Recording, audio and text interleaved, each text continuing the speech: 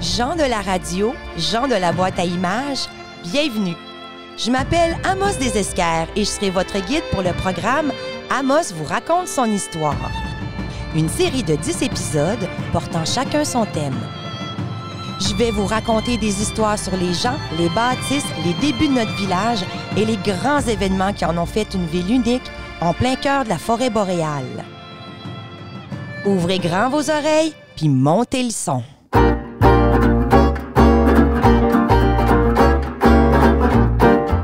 Bonjour à tous à la maison, en balado, à vélo. Bienvenue au podcast Amos vous raconte son histoire. Aujourd'hui, la scène de la construction de l'église, tirée du circuit Amos vous raconte son histoire. Toujours avec moi pour animer cette très instructive émission. Je reçois, on reçoit pas. Elle est avec moi depuis les tout débuts du podcast. Elle a reçu tous ses sacrements et elle est allée quelques fois à la messe de minuit. Aucune religion ne fait partie de sa vie car toutes les intéressent. Elle fait donc comme plusieurs contemporains. Elle pige parmi différentes valeurs et principes et s'est fabriqué son propre code moral. Elle adore les églises du point de vue architectural. Bonjour Véronique Filion. Salut Bruno, je suis très contente d'être à tes côtés. À tes côtés. Alors, Bruno, vous savez, a été servant de messe. Il connaît les chansons du mois de Marie. Il a longtemps fréquenté la messe obligatoire du dimanche avec sa famille. Il vient d'ailleurs d'une famille catholique assez pratiquante et adolescent, il rêvait d'être gourou d'une secte. Très ambitieux, Bruno, quand tu étais jeune, hein? Oui, c'est ça. Je suis ta seule adepte, hein, tu sais. Ah ouais? Ouais. Ah ouais. Ben écrivez-moi, ceux qui sont intéressés à starter ça avec moi. On va s'organiser quelque chose. Alors, aujourd'hui, c'est avec M. Pierre Tremblay qu'on aura la chance de se recueillir sur ce sujet. Donc, bonjour Pierre. Bonjour Bruno, bonjour Véro. Allô Pierre. Alors, permettez-moi de vous présenter. Vous êtes récipiendaire du prix Reconnaissance Thérèse Pagé en 2017. Vous êtes retraité de l'éducation depuis plusieurs années. Vous êtes passionné d'histoire et de patrimoine. Vous avez fondé même la Société du patrimoine Aricana afin de vous porter à la défense de la maison Hector Autier et en assurer sa préservation. Et ça a fonctionné, heureusement pour nous tous. Votre engagement dans les arts et la culture se manifeste aussi dans le domaine littéraire et théâtral. On vous doit la mise en œuvre des productions théâtrales à caractère historique, La folle Odyssée de Bernadette, Ce sera une cathédrale, ainsi que la quête spirituelle, Le chemin de Geneviève. Alors, vous nous permettez de vous tutoyer aujourd'hui, Pierre? D'accord, oui, certainement. Alors, comment ça va, Pierre? Ça va bien. Yes. Nous, on se connaît depuis vraiment longtemps. En fait, longtemps depuis qu'on était à Amos. Je pense qu'on s'est rencontrés en 2009, la première fois. Oui. Puis tu nous avais approché pour... La folle Odyssée, on n'avait pas le nom à ce moment-là. Exactement. Il fallait faire quelque chose pour la venue du centenaire, le centenaire de l'arrivée des Turcottes à Amos, 1910-2010. Alors, en 2009, Sylvie, ma fille, et moi, on s'en inquiétait. Est-ce qu'il se fera quelque chose à Amos? Et ma fille m'a dit les productions du raccourci, Bruno Turcotte. Et moi, je suis allée à l'école avec Sylvie à l'époque du secondaire. Donc, on se connaissait un peu de nos métiers aussi par après dans notre vie d'adulte. Mais heureusement qu'il y a eu cette étincelle qui vous a allumé parce que ça a été vraiment une œuvre précurseur au niveau de la prise de conscience de l'histoire à Amos, je trouve, en tout cas de ma connaissance à moi, parce que je suis arrivé ici en 2001. Fait qu'une œuvre précurseur. Ensuite, là, toutes les célébrations du 100e qui a eu lieu aussi, qui étaient ancrées quand même dans l'histoire. Amos vous raconte son histoire aussi. Fait que ça a été une belle odyssée. D'accord, j'en suis bien content. Moi, ça m'a donné vraiment le goût d'écrire à partir du matériel historique. Et puis, à l'époque de l'écriture de La folle Odyssée, on a comme co-écrit ensemble. Ce que je me rappelle, j'écrivais mes scènes, on avait des rencontres à toutes les semaines, on retravaillait des trucs, puis on a vraiment travaillé de façon étroite. Et puis moi, j'ai vraiment aimé ça. Personnellement, je trouve que c'est mon texte le plus accompli parce que j'avais vraiment quelqu'un pour m'épauler. Parce que Pierre, il connaît son français, sa littérature, tout ça. Donc, c'était vraiment quelque chose qui était le fun. Puis moi, j'amenais le côté pour susciter l'émotion parce que, comme vous savez, on partait d'un petit texte d'un petit journal de bord, mais il fallait rajouter beaucoup de trucs. Donc, merci Pierre, parce que moi, après ça, quand je suis tombée justement dans notre Amos vous raconte, ben j'avais des livres, des fois certains austères ou très... des listes de dates. Et puis, ça m'avait beaucoup pratiqué justement avec La Folle Odyssée de rendre quelque chose d'historique, vivant, théâtral, essayer de recréer un petit peu l'époque. Est-ce que c'était la première fois que tu faisais un peu ce rôle d'éditeur-là avec Véronique? Ah, certainement la première fois, oui. C'est une chose d'envergure qu'on avait entrepris là. On allait un peu à l'aveuglette quand même. Il fallait avoir un petit peu de foi dans les productions du Raccourci de notre côté. Oui, parce que... Il y en a plusieurs qui ont cette foi-là parce que c'est rodéo des fois avec nous autres. Alors oui, c'est...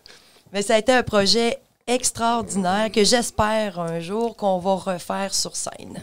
Oui, j'aimerais bien. J'aimerais bien, mais on n'attendra pas 100 ans. Et l'expérience que ça l'a créée pour toi, entre autres, ça l'a généré d'autres projets en plus à caractère théâtral, ce qui est quand même pas rien.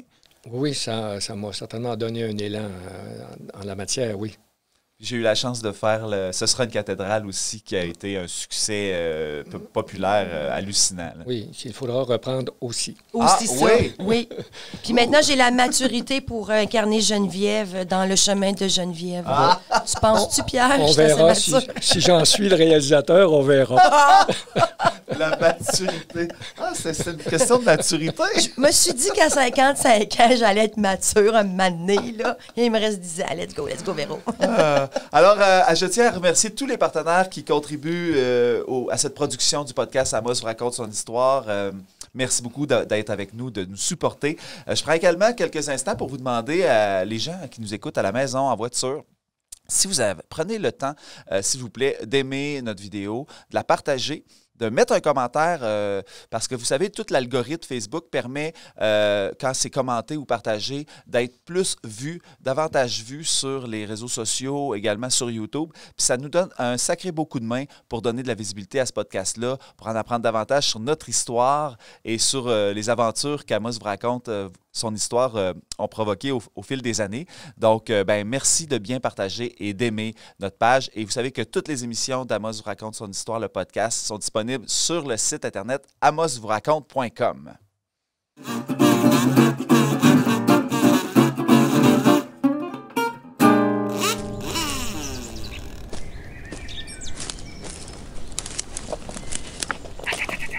Tu vois, mon gars, ces petites pattes-là, c'est des traces de lièvre.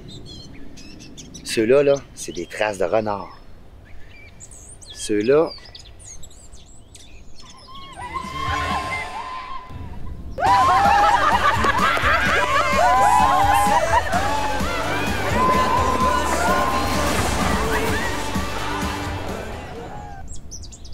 C'est quoi cet animal-là?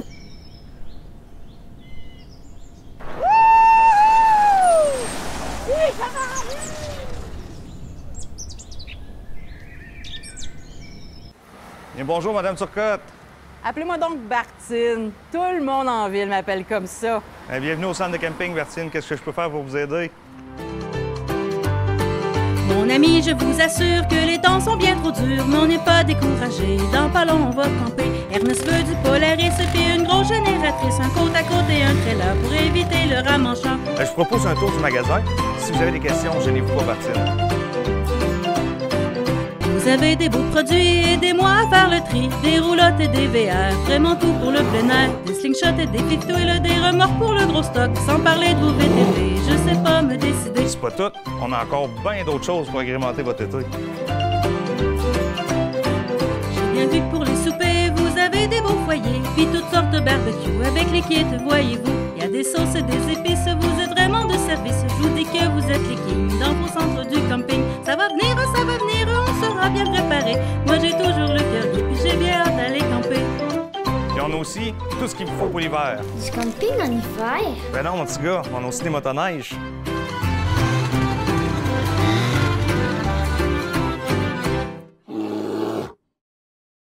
Là, mon gars, il était vraiment comme ça dans le milieu de la rue, puis là, il y avait personne, puis ici, il était pas capable de s'organiser. C'était vraiment très drôle. Hein? Vraiment drôle. Coucou, patron! Oui. l'employé que vous venez d'engager, il fait peur vraiment à tous vos clients.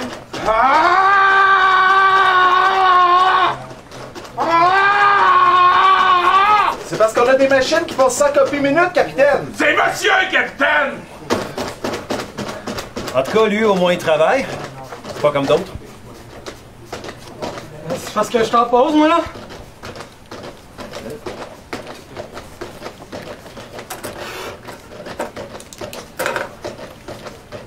Let's go, madame.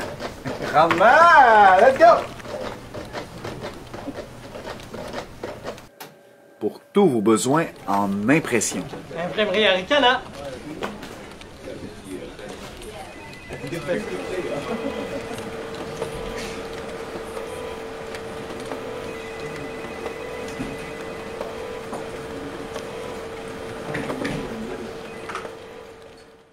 Bien le bonjour, commis aux pièces. J'arpente votre commerce depuis 25 pas et je n'ai toujours pas déniché ce que je cherche. L'hôtel Transcontinental a besoin de refaire sa plomberie, donc j'ai besoin de Villebrequin. Ah, choup! Il y a un butcher qui a sacré du gaffer tape en dessous de ton lit. Mon mari m'a demandé de venir chercher la chose qui est dans l'espèce de truc.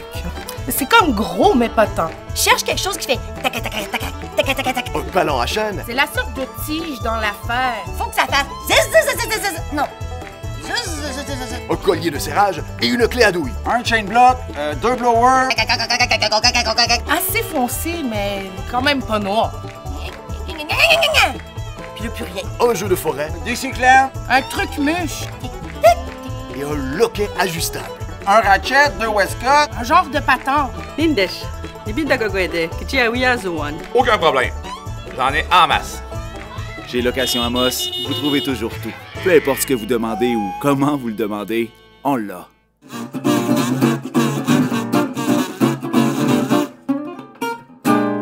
Vous avez déjà demandé d'où vient le nom Sainte-Thérèse d'Avila, nom donné à notre église? Thérèse voit le jour en mars 1515 à Avila, en Espagne, d'une famille très nombreuse. À l'adolescence, elle oublie ses dévotions religieuses pour mener une vie plus frivole. Elle porte de beaux habits, soigne son teint et se montre en mauvaise compagnie. Quand son père l'apprend en 1531, il l'envoie immédiatement au couvent où elle se trouve claquemurée et replongée dans une vie austère. L'année qu'elle y passe ne la ravit pas, elle se sent oppressée, étouffée entre ses murs clos. Thérèse tombe gravement malade et rentre chez elle. Après de mûres réflexions, elle se résout à entrer en religion et fait ses vœux. Toujours frivole, elle est une religieuse sans grand zèle, oubliant parfois même de prier. Mais Thérèse va vivre un épisode qui est, selon elle, la cause de son regain d'intérêt pour la religion. Un jour de 1542, alors qu'elle se recueille, son regard rencontre par hasard une statue des flagellations du Christ qui lui cause un profond émoi. En voyant le Seigneur plongé dans d'atroces souffrances, elle se sent ingrate de ne pas être plus dévouée. À cette époque, un vent de critique souffle sur les sur les religieux catholiques, accusés de vivre dans l'opulence en ignorant la pauvreté du reste de la population. Thérèse est convaincue que la clé est dans l'austérité. Elle pense que les religieux doivent retourner à une vie pauvre et modeste et elle entend bien jouer un rôle dans ces temps de changement. En 1562, elle crée un couvent qui reflète toutes ses idées. Il est cloîtré et sa décoration est d'une rare sobriété. Le couvent devient un modèle. Elle parcourt l'Espagne pour fonder et réformer des monastères. Le 12 mars 1622, le pape Grégoire XV la canonise. Sainte Thérèse d'Avila. Alors, Sainte Thérèse d'Avila de la cathédrale d'Amos. C'est l'évêque Latulippe qui a nommé l'église en son nom. Mais bien avant de construire la première église de la ville, la population allait à la messe. Les sacrements devaient se donner. Bref, la pratique religieuse ne prenait pas de pause en attendant son lieu de culte. Donc, avant la construction de l'église, Pierre, où donnait-on les messes? Bien, évidemment, on n'a pas attendu la construction d'une église, mais on s'est empressé d'élever un lieu de culte quand même en arrivant ici. En 1913, l'abbé Dudomaine est nommé curé de l'Abitibi. Mais l'Abitibi, il faut voir ce que c'est à ce moment-là. Hein. C'est le long de la voie ferrée entre la Reine au fond de l'Abitibi-Ouest et Sainte-Terre. Et la population de l'Abitibi est de 250 personnes, 300. et la majorité à Amos, là. Alors, curé de l'Abitibi, ça voulait dire de s'établir à Amos et de desservir les gens d'ici. Et en 1913, la première préoccupation de l'abbé du Domaine, évidemment, la première préoccupation, ça a été assez curieusement l'éducation, une école, faire une école, ça pressait. Et les gens qui étaient ici à Amos, qui étaient établis, bien évidemment, aussi voulaient avoir une école au plus tôt. Mais bien sûr, on a voulu concilier les besoins école et religion et foi religieuse. Alors, on a pensé chapelle-école. Mais c'est un peu sous l'égide de... Bon, il n'y avait pas de commission scolaire. Il y a eu un comité de formé là, très tôt. Là, quand le curé est arrivé ici, avec les personnes qui étaient ici, on a formé un comité pour envisager une chapelle-école et on a demandé au curé du Domaine d'aller emprunter l'argent qu'il fallait pour construire la chapelle-école, c'est-à-dire 2500 $. Je ne sais pas ce que ça représente aujourd'hui, mais ça serait assez énorme, peut-être. Alors, le curé du Domaine est parti vers Cochrane parce qu'il ne pouvait pas se rendre à Montréal et Québec par l'Est, par Sainte-Terre, la Tuque. Alors, il est parti par Cochrane et a déjà tâché de rencontrer des gérants de banque pour emprunter la somme en question. Mais il n'y est pas arrivé à Cochrane. Il n'y avait aucun lien avec le pape ou tout ça là, pour construire cette chapelle-école-là? Absolument pas. Le pape n'a pas affaire là-dedans, c'est certain. J'avoue que je suis surprise. J'aurais pensé, mettons, que, j'appelle ça, la grande famille de l'Église catholique au Québec aurait donné des sous pour, quand on arrive dans un nouvel endroit, pour partir la première église. C'est surprenant qu'il a dû aller chercher son financement chez les banquiers et commerçants, ou c'était comme ça à l'époque? Regardez bien, les gens à l'époque s'en viennent s'établir ici puis se prennent en main. Hein? Ouais. Okay. Alors, va chercher l'argent, va emprunter chez un banquier. Okay. Alors, je continue le voyage du curé du Domaine qui passe 2 jours à Montréal et qui ne trouve pas l'argent nécessaire. Il s'en va à Québec, trouve pas. Mais là, il a le bonheur de rencontrer l'abbé... comment s'appelle notre missionnaire colonisateur, l'abbé Ivanoé Caron, que j'allais oublier. Alors, Ivanoé Caron, qui est le missionnaire colonisateur, c'est-à-dire, il est en fait un fonctionnaire du gouvernement, il est en quelque sorte le sous-ministre de la colonisation. Alors, Ivanoé Caron amène le curé du Domaine chez le premier ministre, Laumer-Gouin. Right. Et c'est là que du Domaine obtient l'appui de Laumer-Gouin. Laumer-Gouin va demander à un notaire... prêtez-lui l'argent. Il faut bien voir que l'abbé du Domaine, il n'y avait aucune institution derrière lui. Il n'y avait pas une municipalité, il n'y avait pas une paroisse, il n'y avait pas une commission scolaire. Il venait au nom d'un comité qui voulait bâtir une chapelle-école qui avait besoin de 2500. Alors, le notaire a consenti au prêt à un intérêt élevé, nous dit le texte. Et pendant 3 semaines, le curé du Domaine à Québec d'abord a acheté les matériaux de construction, a acheté ce qu'il fallait pour faire la construction.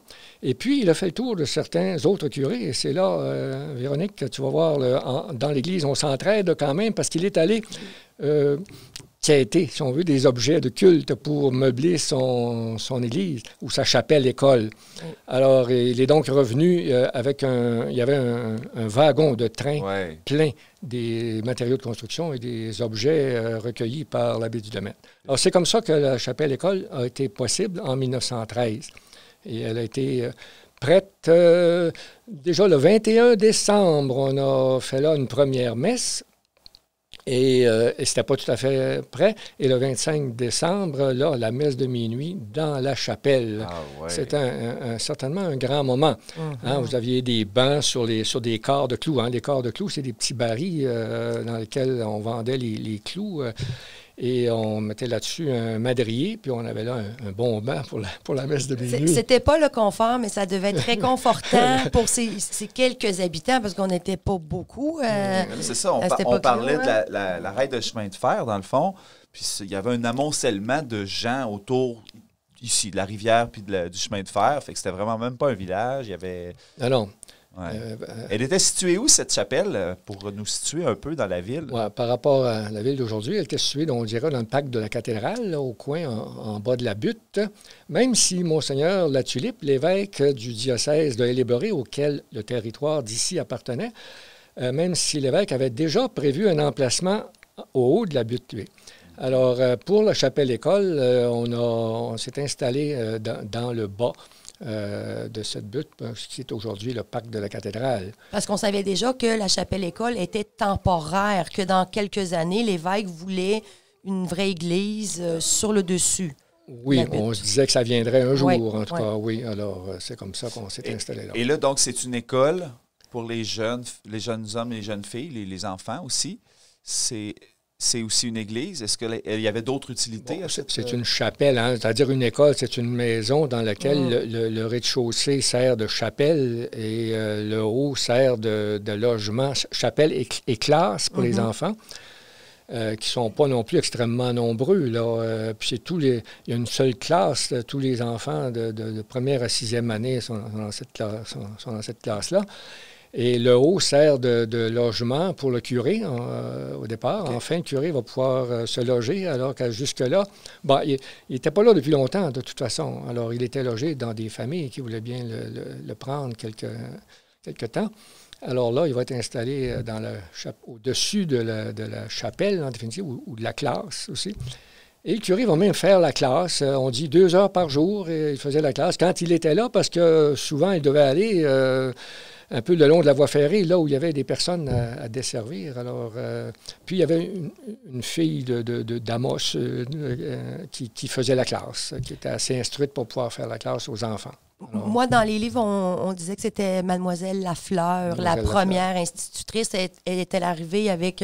c'était la fille de Ferdinand Lafleur, une des premières familles. Puis j'imagine qu'elle était débrouillarde, puis elle était capable de faire la classe. Et quelques années plus tard, genre, ils ont fait une rallonge, une espèce de salle paroissiale, parce que là, le village grossissait, puis c'était pas très gros. Hein, sur les photos, la chapelle-école, c'est très petit. Oui, c'est très petit. Et ils ont construit une rallonge pour avoir des donc, les photos des qu'on voit, en général, on a déjà la rallonge, il me semble. Bien, tu dis quelques années plus tard, c'est dès 1914. Ah, OK. Donc, l'année d'après, on a déjà... Allongé, déjà, 1913. En 1914, on passe je regarde la population, là, de 340 à 500.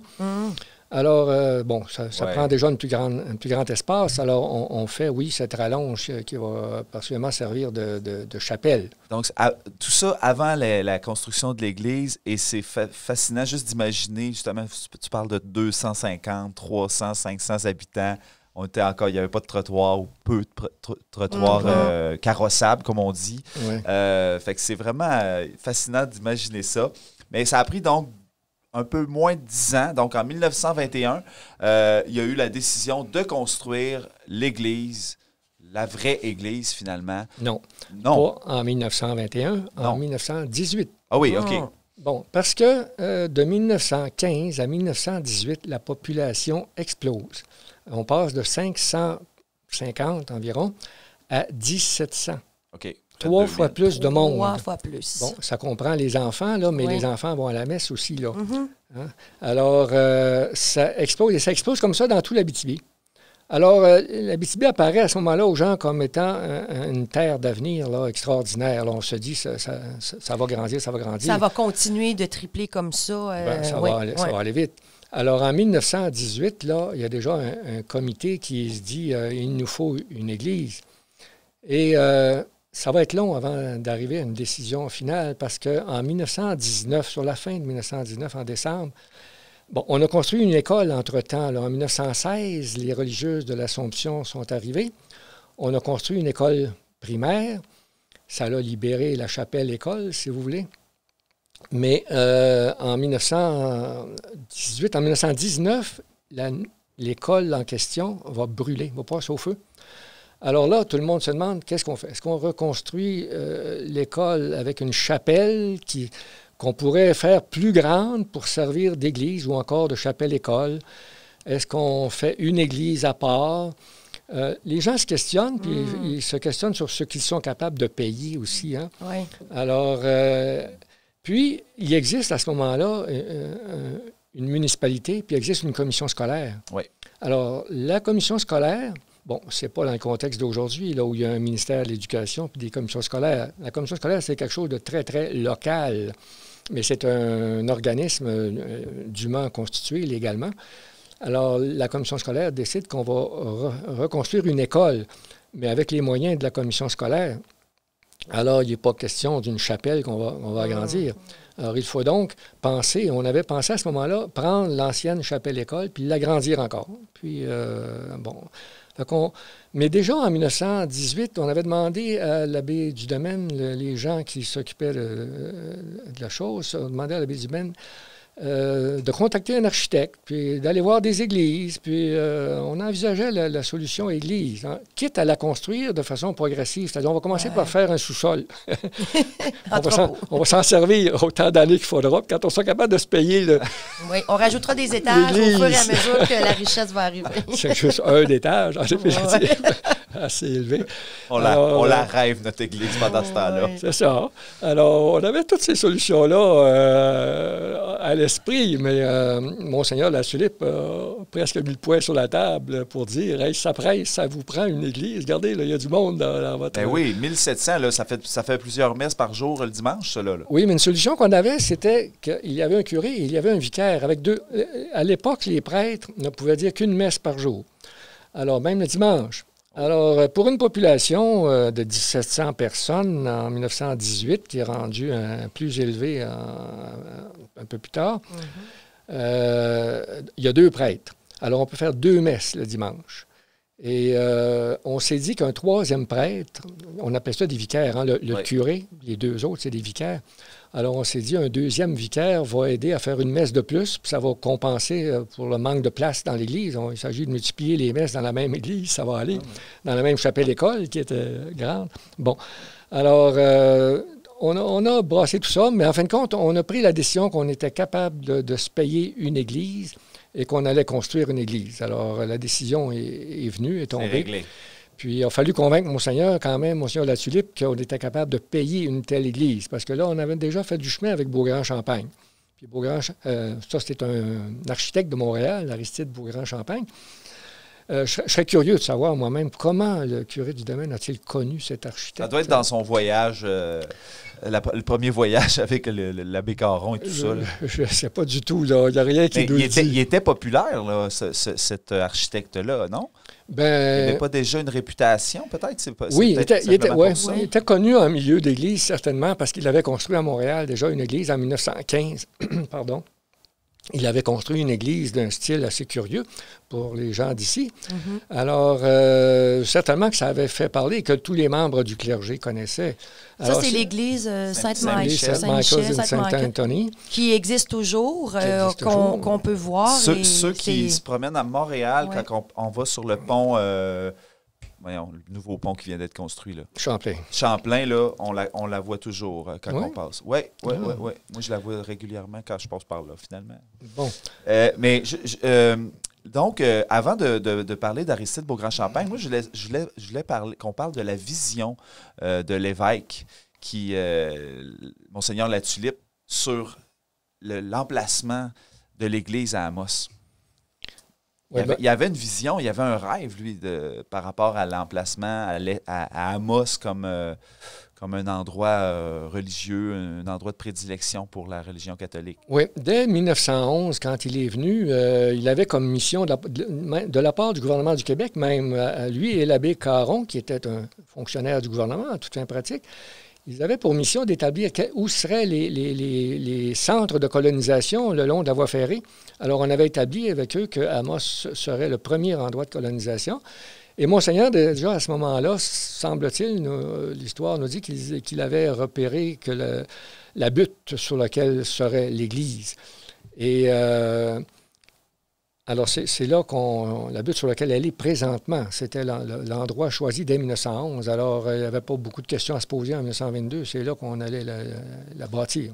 Et il y a une petite histoire, une petite anecdote je ne sais pas si elle est vraie. On dit que sur cette butte-là, il y aurait eu une épinette et puis que Joseph Turcotte serait monté dedans en disant c'est ici qu'on va la faire, c'est la plus belle vue. C'est là où on peut vraiment...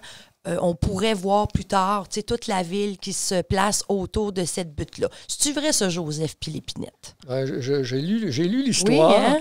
J'imagine mal grimper dans une épinette, première des choses. Oui, hein, il serait... Un pain gris, ce serait peut-être pas pire. Ah oui? Mais, un pain gris, c'est assez robuste. Je pense que le choix était déjà fait, je pense. Probablement, oui. Ça rajoute au mythe des Turcottes, en fait. On met du sel dans l'histoire. Exactement. Mais on se retrouve au début du siècle, on rêve de cet endroit-là. Tu m'as déjà parlé du rêve de Monseigneur Latulippe qui aurait des couvents, qui aurait vraiment un endroit de prédilection. Oui. Un aménagement. Qui englobe la butte, tu veux dire. Il y aurait l'église, mais il y aurait d'autres... Plus grand que ce qu'on a là présentement. Oui, j'ai vu quelque part dans des documents où on avait envisagé qu'un jour, il y aurait un séminaire. Bon, il y a la butte et il y a les terrains qui vont vers la première avenue. Et bon... Ces terrains-là, d'abord, le curé du domaine a eu comme mission de les racheter parce qu'ils avaient déjà été vendus. Et là, je parle des terrains tout près de la cathédrale, qui sont les terrains du stationnement étagé. Le stationnement. Alors, ces lots-là avaient été vendus assez tôt par M. Autier. Et d'ailleurs, même au Parlement à Québec, ça avait fait du bruit, cette affaire-là. On en avait discuté. Ah ouais. Alors, parce que des gens avaient vu qu'on aurait là le développement de la ville se ferait autour de ça. Alors, on avait mis la main sur des lots. Ah. Mais par ailleurs, il y avait des lots plus proches de la cathédrale qui avaient été aussi vendus et Monseigneur du Domaine a dû les récupérer, a dû offrir aux gens d'autres lots en échange de ceux-là. Parce que je pense que en tout cas, oui, je l'ai vu dans les documents, Monseigneur avait envie qu'un jour, il y aurait on pourrait peut-être avoir un séminaire en bas de la butte, du côté de la première avenue, j'entends, du côté des... Mais finalement, on a un Tim Horton. C'est plutôt de l'autre côté qu'on voyait peut-être le séminaire, mais justement. Alors, puis peut-être d'autres institutions religieuses, comme il y en a eu beaucoup plus, comme le couvent des Sœurs de l'Assomption, plus éloigné et autres. Mais il y avait comme donc, c'est qu'on pourrait dire, c'est un beau spot géographique, c'est au cœur de notre ville. Puis là, dans le fond, le conflit, c'est un petit peu, est-ce que cet endroit-là, c'est pour des magasins? Moi, ça me fait penser un petit peu la légende de chasser les marchands du temple. Hein. On voulait comme un peu, peut-être garder la butte pour ça. Puis là, ça se retrouve envahi de petits commerces, de stationnement qui... Mais si tu vas à Québec ou à Sillery, là, les terrains, les plus beaux terrains sur le bord du fleuve, là, à partir du château Frontenac, mettons, ou plutôt des plaines d'Abraham, là, ensuite, c'est distribué aux sœurs, puis il y a vraiment beaucoup de collèges, puis tout ça. Fait que, tu sais, j'ai l'impression que c'est un peu dans ce même sens-là qu'on aurait voulu avoir un centre-ville ecclésiastique ou religieux. Puis après ça, la ville se développe autour. Ça aurait été très beau aussi, mais j'avoue que autour de la cathédrale, s'il y avait eu plus grand terrain, ça aurait peut-être mis en valeur davantage la cathédrale. Mais bon. Faut peut-être pas trop penser. Est-ce que ces gens-là, centre-ville, village, magasin, tout ça, est-ce qu'ils... Bon, faut peut-être pas trop regarder ça comme ça, mais quand même, on peut... on peut rêver. Moi, je le dis. J'avoue qu'aujourd'hui, de voir la cathédrale et de ne pas voir, mettons, le Tim Horton et le stationnement, ça serait magnifique parce qu'on a, avec le parc qui est super beau, puis même le CLSC qui est pas loin, est quand même une belle bâtisse. Donc, ça serait très joli sans le stationnement. Dans Amos vous raconte son histoire, quand on joue la scène, on dit, imaginez, là, on voit la ville de partout. Là, on est là, les acteurs, on imagine toute la ville. On voit le stationnement. Oui, mais le public ne le voit pas, mais nous, on regarde le stationnement et on fait, les poteaux électriques. C'est une vision quand même romantique. Vous savez qu'un journaliste de la presse est déjà venu ici à Amos et il a pris une photo du Tim Horton et la cathédrale en arrière-fond. Et dans son écrit, il avait mentionné la chose comme quoi c'était assez... ça paraît mal, ça paraissait mal. Alors, les gens d'Amos en avaient été un peu offusqués, mais je pense que le journaliste avait certainement raison. Okay. Alors, tout ce qu'on vient de dire là, les gens vont être offusqués. Ça, je comprends bien. Les gens aiment Tim Horton et la cathédrale. Et la cathédrale. Exactement. Les deux vont ensemble. Tu manges ton petit Timbit après la messe. C'est le meilleur des mondes. Mais en tout cas, il y a un beau placement de produit chez Tim Horton. Donc, on revient maintenant à Aristide Beaugrand-Champagne. Le curé donc fait appel à Aristide Beaugrand-Champagne pour imaginer l'architecture de la prochaine église? Fait que c'était un jeune architecte. Hein, il n'y avait pas non plus tant de réalisation, mais je pense qu'il y avait quelque chose qui le distinguait des autres architectes. Oui, il était assez fasciné par l'architecture byzantine, l'architecture avec des dômes. Des coupoles. Des coupoles. Ouais. Alors, puis, il en avait déjà réalisé cette église dont on parlait tout à l'heure, qu'il avait réalisée à Montréal en 1915. C'était connu dans les milieux architecturaux aussi. Alors, il était jeune, mais il était déjà réputé pour il était assez spécialisé en matière de construction. Et il disait que quand il estimait un prix pour une bâtisse, que ça se réalisait. Là, c'est ça qui s'était arrivé aussi pour l'Église ici. Alors, il enseignait même déjà, je pense, à l'université. Alors, non, Bourg-en-Champagne, c'est un homme assez exceptionnel. Puis il y avait, je dis une technique, mais le béton armé, donc c'était quand même une façon de construire qu'on ne retrouvait pas normalement dans les lieux de culte. C'était très nouveau aussi. C'est ça. Oui, mais pas dans les églises. Une église traditionnelle, évidemment, c'est fait en pierre. Une belle église dans nos villages québécois, là, c'est en pierre. C'est en pierre taillée, oui. Oui. Alors, en béton, personne n'y croyait. Même sur le plan, les gens qui s'occupaient d'architecture, ils croyaient peut-être pas beaucoup qu'on pouvait faire une église. Mais il s'est dit capable de le faire. Maintenant, il l'a fait en béton, mais remarquez que l'extérieur, c'est un revêtement de briques. Et le revêtement qu'on voit maintenant, c'est le revêtement original et qui est assez, je dirais, moderne en quelque sorte. Hein? De la belle brique de différentes teintes. Et ça suffit pour en faire quelque chose de beau qui là, on recouvre le béton et c'est à l'extérieur, on avait quelque chose quand même de très beau. Mais le béton, c'était pas...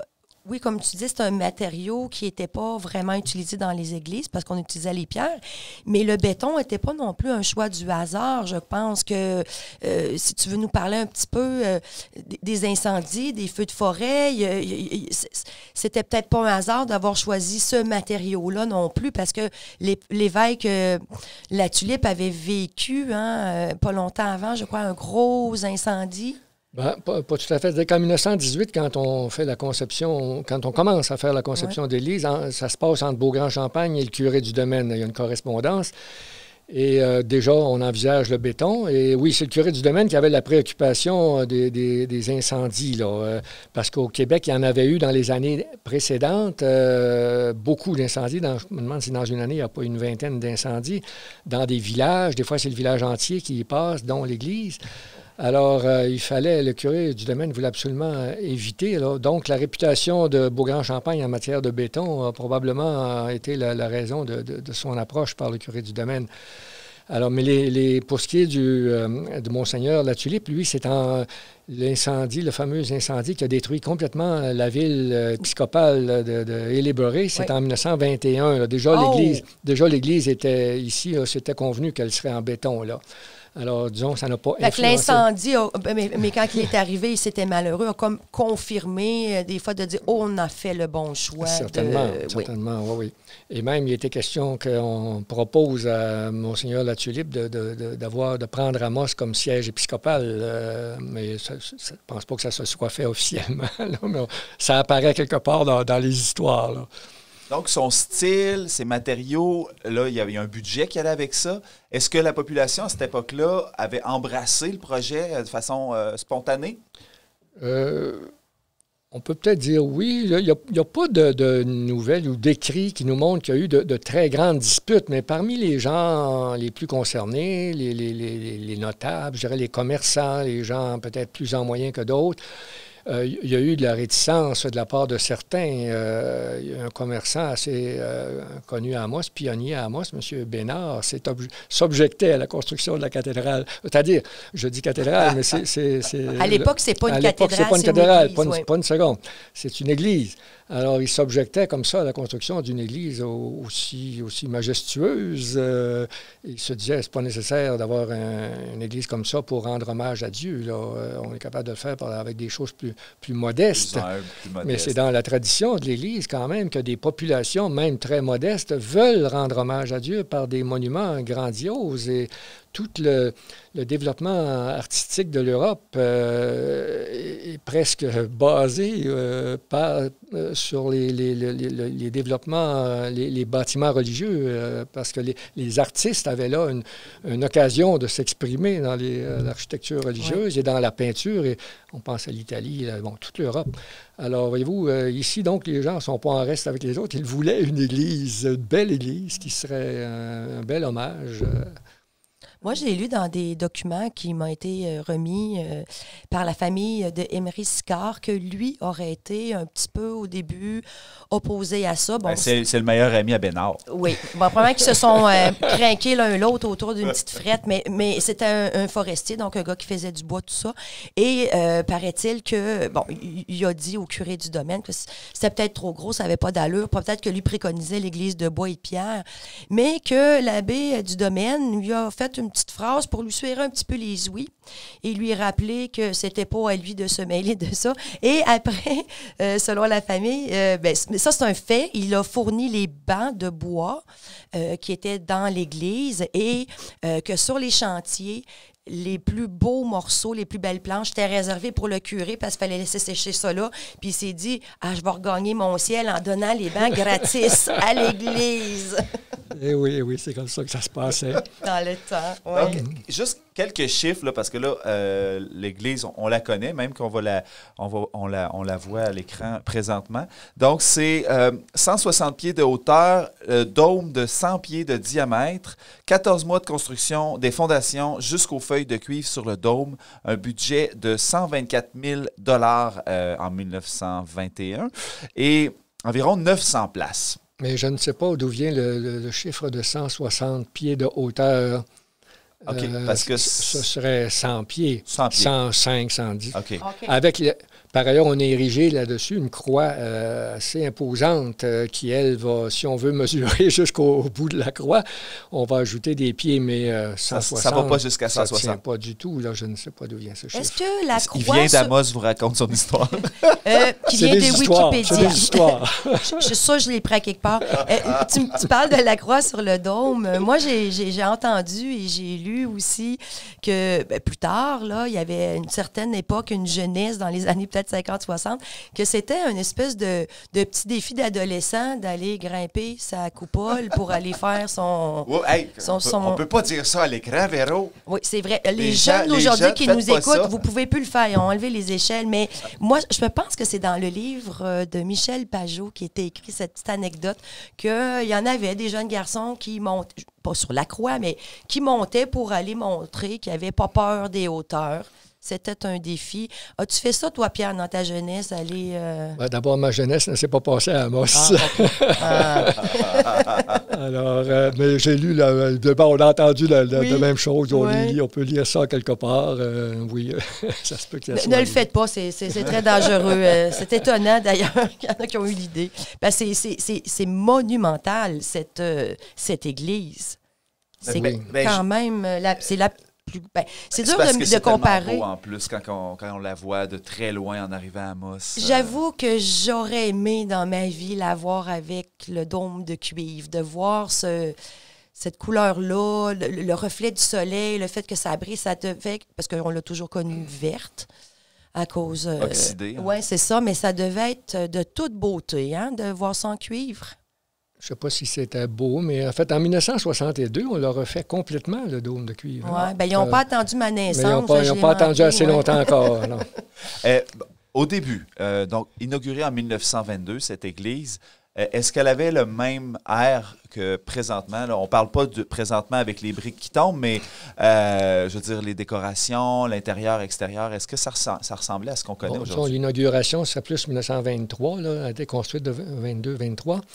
Et l'extérieur identique à ce que c'est aujourd'hui. Bien, identique, non, mais en tout cas, assez semblable. Par ailleurs, à l'intérieur, la différence était énorme. Au moment de la construction, en 1923, l'intérieur est sur le béton nu. Alors, c'est voyez-vous, des pilastres en béton coulé qui viennent supporter le dôme. Mais entre les pilastres, c'est des blocs de béton. Alors, et c'est ça pendant 40 ans. j'ai même entendu une paroissienne qui vit encore, qui dit qu'elle a entendu, en tout cas, elle a dit que le Monseigneur Desmarais, le premier évêque d'Amos, aurait déjà dit « Je ne l'aime pas, ma cathédrale n'est pas belle ».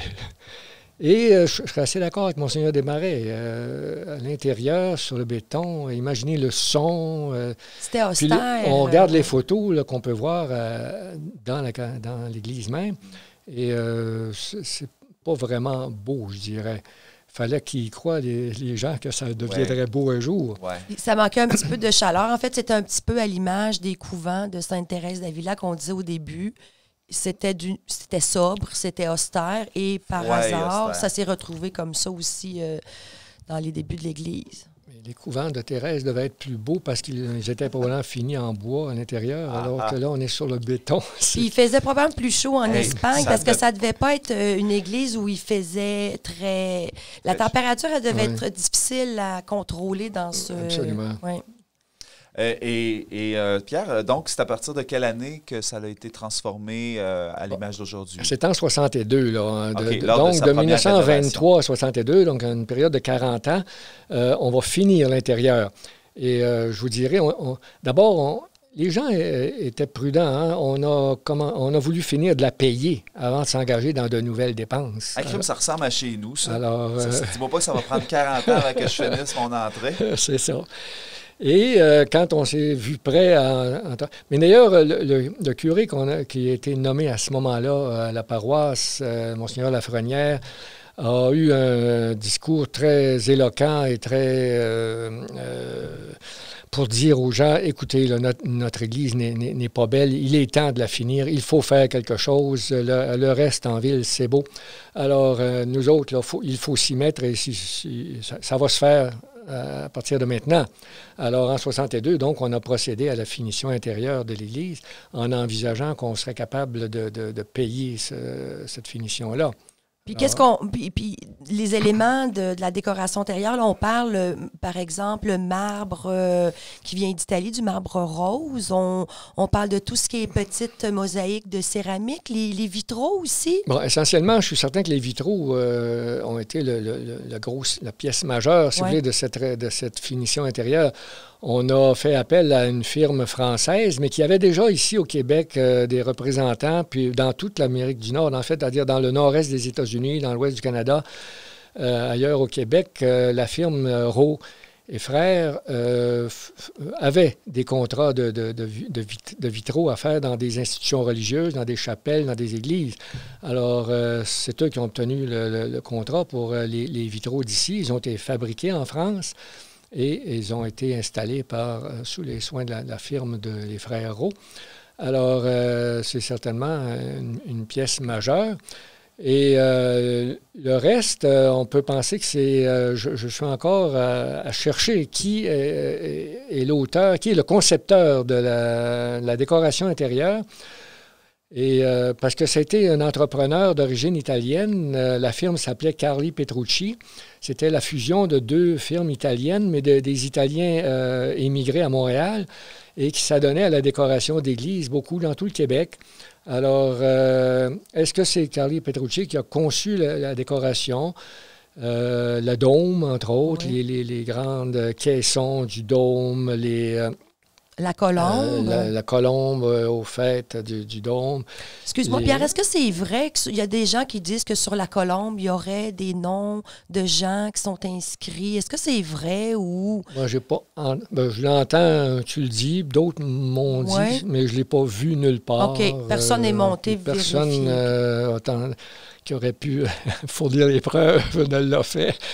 Alors, non.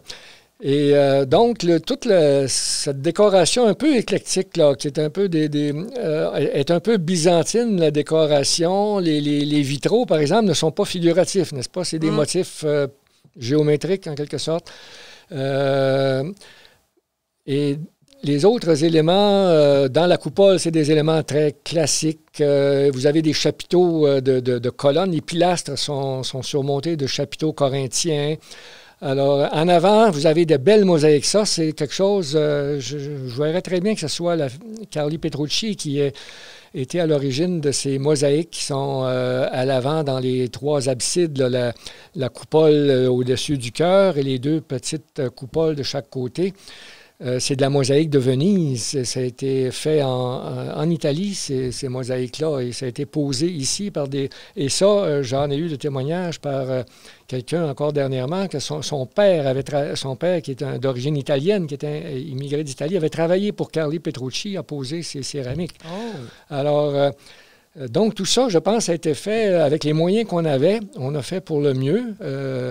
C'est quelque chose de beau. J'aurais aimé être là le jour de l'inauguration. Je ne sais pas comment les gens d'Amos ont pris ça. Je n'étais pas encore ici à l'époque, mais ça a dû être un très grand moment que d'inaugurer cette église en 63, cette nouvelle église en quelque sorte, mais qui était devenue entre-temps cathédrale. Oui, et c'est ça, et ça devait être un choc parce qu'on passait justement d'une église qui était plutôt sombre, grise, sobre, alors que tout ce qui a été rajouté, c'est qu'on parle des céramiques ou les bandes du dôme, c'est coloré, ça amène une chaleur, on ne sait plus regarder. Et souvent, quand on rentre, le regard est happé vers la colombe. C'est bien ce que tu dis là. Et c'était exactement l'optique des frères Roux qui ont, je l'ai vu sur pièce, c'est-à-dire sur la correspondance avec le curé de l'époque, comme quoi ils avaient conçu les vitraux. Ils ont dit, ça va mettre de la lumière dans la cathédrale et le soleil se déplace. Vous savez, les vitraux sont placés de l'est au sud,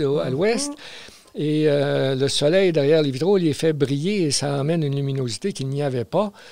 Et je vous dirais même qu'en 2009, quand on a refait une certaine rénovation à l'intérieur, on a pris soin de faire un éclairage qui donnerait une luminosité dorée. Et on a même eu à changer. On avait mis des ampoules trop blanches et il a fallu regrimper en l'air pour aller tout remettre du doré sous les instructions du ministère de la Culture qui a dit non, vous allez remettre... et ça donne un aspect très lumineux. Et ce que tu dis à propos de... Quand quelqu'un qui se trouve à la cathédrale, une sacristine qui a de longues années passé à la cathédrale, qui a vu entrer tellement de gens, de touristes, de visiteurs, jour après jour, pendant l'été.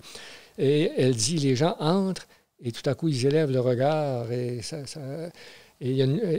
les gens, dans le livre de visite à l'arrière de la cathédrale, les gens écrivent beau lieu de recueillement, de silence et de lumière aussi. Oui.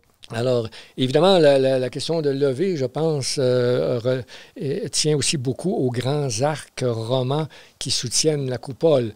Ça, c'est l'œuvre de Beaugrand-Champagne que d'avoir conçu dans une harmonie. Là, il y a 8 arches, oui. Les 8 arches et tout. Et il n'y a pas une seule colonne, évidemment, dans l'église. Tous les arches tiennent sur les pilastres. Pas les arches, mais oui, les arches tiennent sur les pilastres qui soutiennent la coupole. Et que vous soyez n'importe où dans l'église. Et l'avant, entre deux pilastres, est déjà assez vaste pour tenir le cœur. C'est beau.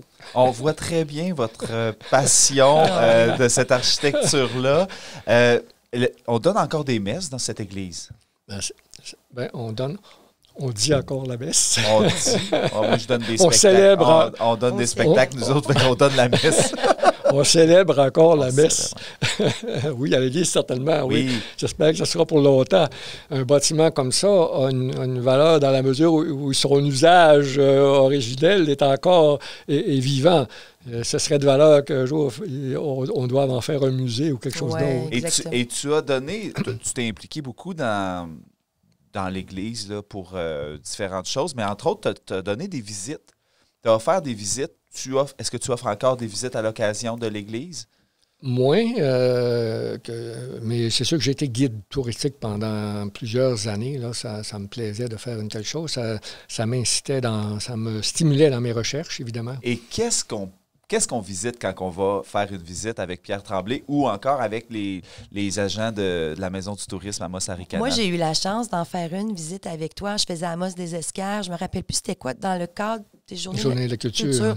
Et, tu sais, on parle justement, quand on parle de l'Église, c'est sûr qu'on parle toujours de la pièce centrale parce qu'il y a peu de gens qui ont la chance de rouvrir les portes, d'aller voir ailleurs. Et justement, j'ai fait une visite guidée avec toi et il y a vraiment des beaux bijoux, autant des pièces que des œuvres d'art. Hein? Oui, mais on a une belle chapelle qu'on appelle la chapelle du Sacré-Cœur qui est à l'arrière, à laquelle on amène les visiteurs là, bien sûr, quand on fait visiter, mais dans le courant des choses, les gens viennent à l'église et en ressortent sans avoir vu la chapelle.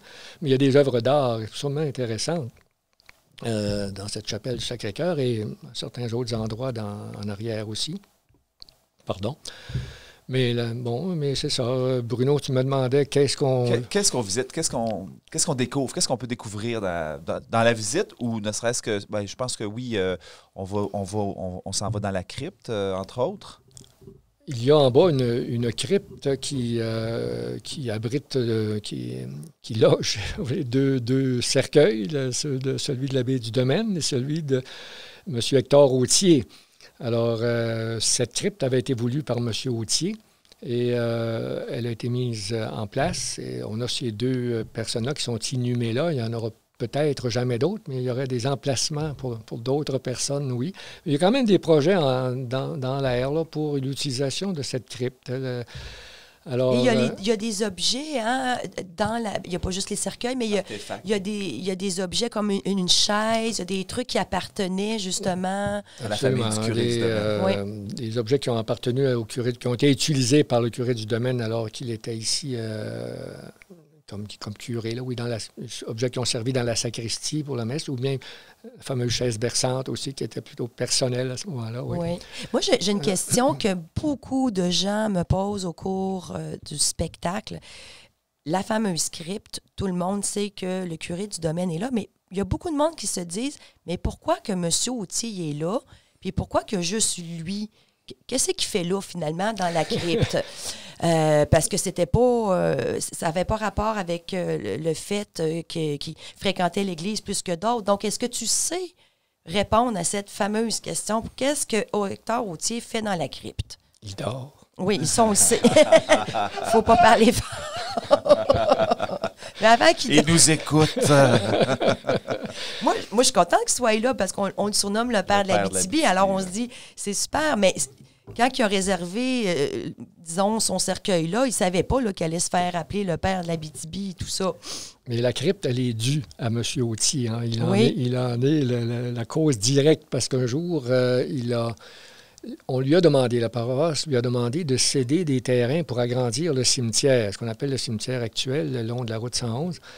Et M. Autier a dit, oui, je vais vous céder des terrains, mais en échange, je demande que je sois inhumé dans une crypte que vous ferez à la cathédrale.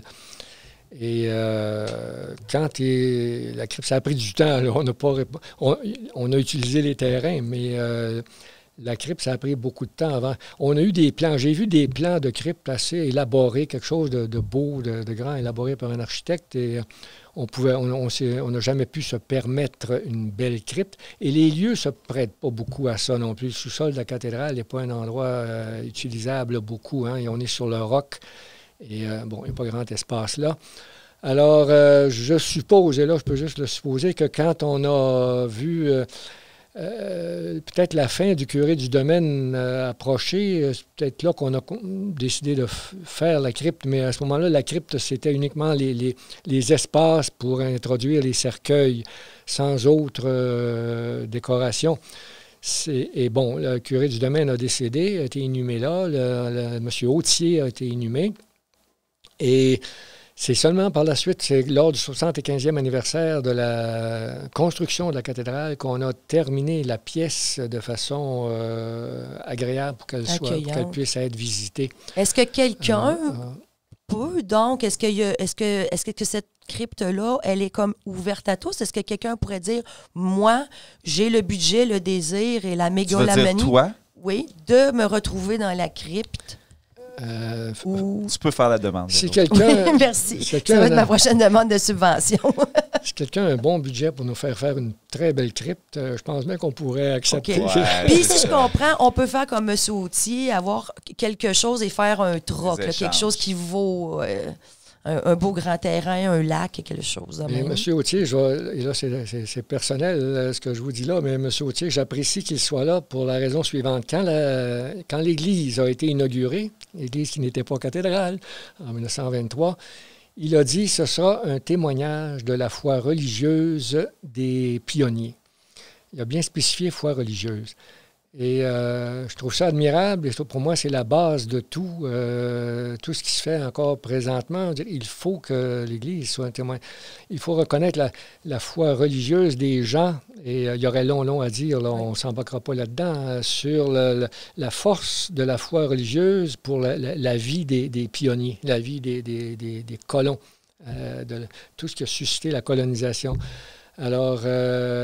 Et ça, c'est très fort. Et à mon sens, je trouve que M. Authier a mis le doigt là, sur quelque chose de très vrai, un principe de base. C'est ça qui a stimulé beaucoup chez les colons, la foi d'une meilleure vie, d'une belle colonie. Attention, non, justement pas cette foi-là. Pas la foi d'une meilleure vie, pas la foi d'une colonie, la foi religieuse. OK. Hein? C'est là que...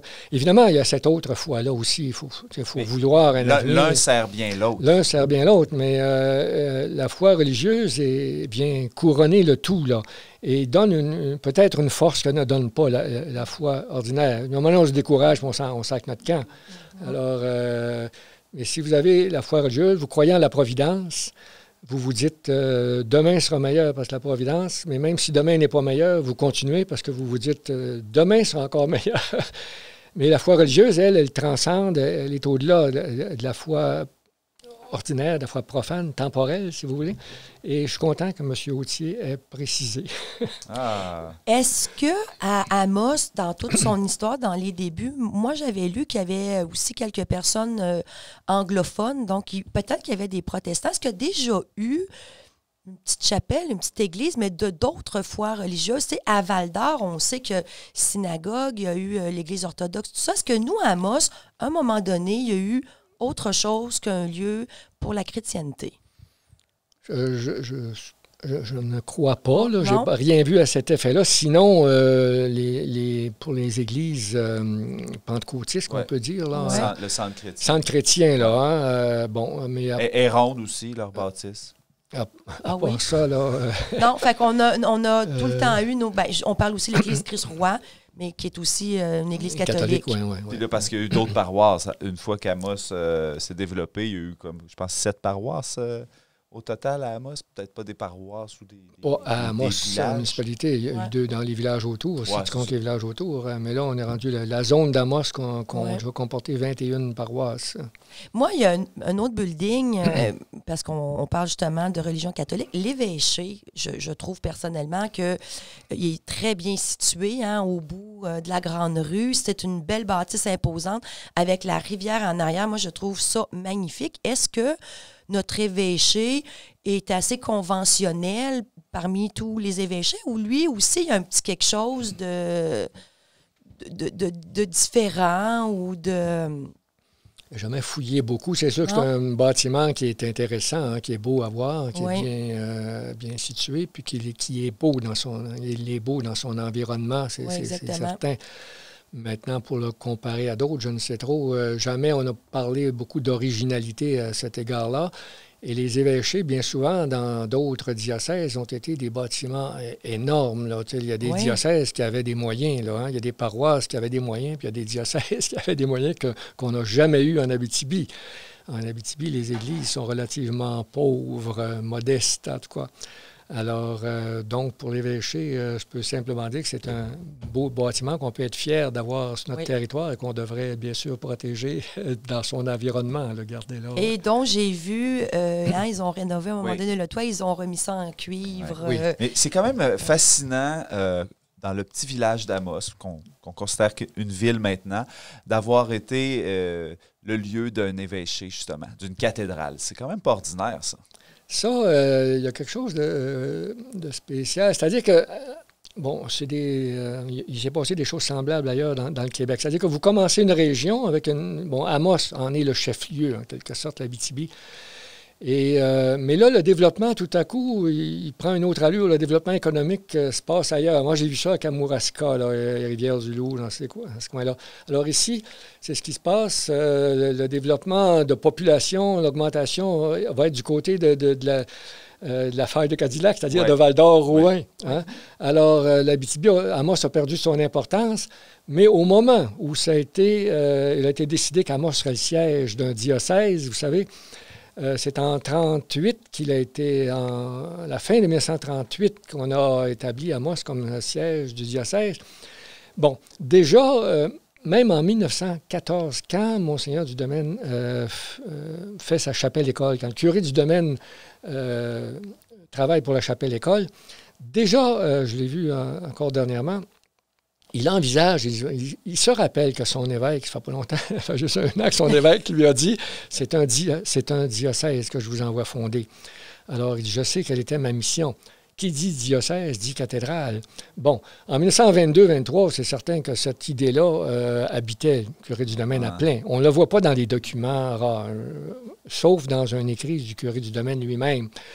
Bon, il envisage, lui, que ce sera une cathédrale, et c'est peut-être pas pour rien qu'il est allé chercher Beaugrand-Champagne. Mais quand vient le temps, en 1900, évidemment, l'Abitibi grandit, puis c'est le temps de faire un diocèse. Évidemment, c'était logique de penser qu'il pourrait y avoir un diocèse abitibien. Hein, toute l'Abitibi dans un même diocèse, qui se séparerait du diocèse des Libérés dont on faisait partie. Or, en 1936-37, le curé du Domaine y est inquiet. Il n'est pas sûr qu'Amos sera choisi comme cathédrale, comme siège du diocèse. Et ça, j'aurais voulu fouiller cette question-là. Il va falloir que quelqu'un d'autre le fasse, parce qu'il y aurait des documents à aller voir à quelque part pour aider la personne. Et on pourrait voir, je suis certain qu'il y avait une rivalité qui commençait à naître entre une autre ville de l'Abitibi et Amos. Et le curé du Domaine a été inquiet de la nomination d'Amos comme siège. Alors, et là, ça s'est fait. Probablement que le fait d'avoir une bâtisse, une église de cette ampleur-là, de ce caractère-là, probablement que ça l'a aidé à confirmer le côté Amos siège de diocèse, c'est-à-dire siège d'une cathédrale. C'est un pléonasme parce que le mot cathédrale, cathèdre veut dire siège. Alors, donc, voyez-vous, ça aurait pu dévier. Il y a eu un bon suspense. C'est qui la compétition? On en reparlera. On en reparlera. Mais nous, ce qui nous a aidés, justement, c'est qu'on avait de toute façon la plus belle église de la région. Donc, ça l'a beaucoup aidé, probablement. Ça a certainement aidé. Bon, et voyez-vous, là, le diocèse a été formé. Le diocèse d'Amos a été formé. Mais ce n'est pas toute l'Abitibi qui est entrée dans le diocèse d'Amos. Je pense qu'on aurait encore longtemps à en discuter de ce sujet-là avec Pierre Tremblay parce qu'il est passionné, c'est fabuleux puis c'est très intéressant. Et si, par exemple, on voudrait approfondir notre connaissance sur la cathédrale ou sur l'histoire de cette cathédrale, est-ce qu'il y a des écrits officiels sur l'Église, sur cette Église-là? Où on s'informe davantage sur, par exemple, dans le livre du centième de la ville. Ou faire une visite guidée, carrément, oui. Faire une visite guidée, certainement. Maintenant, le livre, oui, du centenaire d'Amos, où là, on raconte l'histoire de la paroisse, et là, l'histoire de la cathédrale a été dite là aussi. Je vais vous dire, un jour, Denis Chabot, historien de Val-d'Or, m'a dit Pierre, ça nous prend une histoire de la cathédrale, ça serait à toi à faire ça. Mais il était trop tard. Je ne peux pas me lancer là-dedans. C'est un travail qu'il y aurait à faire exprès juste pour la cathédrale. Là, il y aurait beaucoup de choses à faire. Dans ton spectacle, ce sera une cathédrale. L'esprit derrière la construction de l'Église, elle était palpable.